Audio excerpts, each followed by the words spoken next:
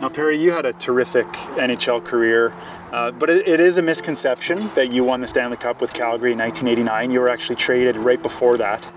Can you tell us a little bit about that and leaving Calgary and watching them win and the impact that that had on you?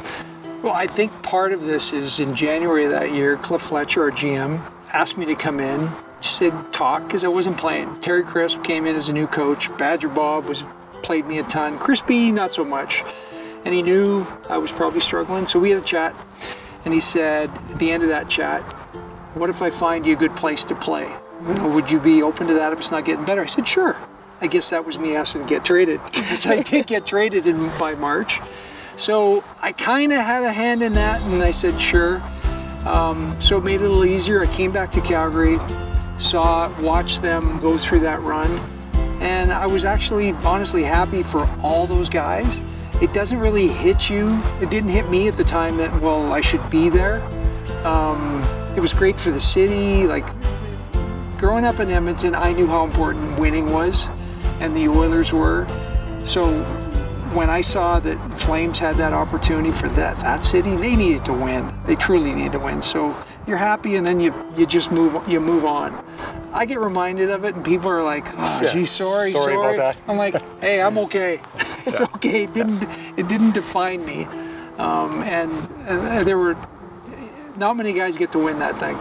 I had another chance with the North Stars. We lost in the final to Mario Lemieux and the Pittsburgh Penguins. Didn't happen. It's fine.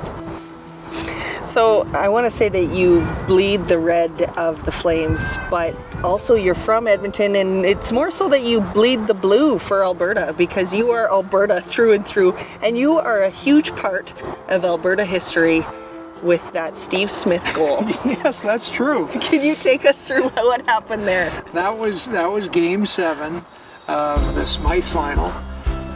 The Oilers going for another cup, and Badger Bob, which I could tell Badger stories all night until it's dark. It was all about beating the Oilers. So we get to Game 7 in Edmonton. Of course, me growing up in Edmonton, pretty focused, and I think about 8 minutes left in the third period. I was late in the shift and carried it in front of our bench, just dumped it in softly, and I turned. So I didn't see anything else. I turned and I go to find a seat there. There's nowhere to sit, so I'm kind of standing, trying to look for a seat with my back to the play, and then it felt like the oxygen in Northlands Coliseum disappeared, because there were all these gasps of and I turned around and said, "What happened?" The guys are like, "I don't know." And there's kind of some cheering, but kind of not. So it was very strange. You saw Steve on his hands and knees. They thought Lanny scored. Lanny came in the bench. What happened? I don't know. Went in somehow, because there's no replay. Oh, so the fans don't know. Mass confusion. Both benches are kind of confused. And back then, you went from goal to face-off. So with 8 minutes left, you think about the stress. It was probably better we scored that way, because our bench didn't get too high, and they were devastated. So we just went back to keep going. It took them, I mean, it's arguably the best team ever in the National Hockey League, the Oilers. They should have been able to score. I bet you it took them 5 minutes to get over that. And then the last 3.5, you could see them pouring it on.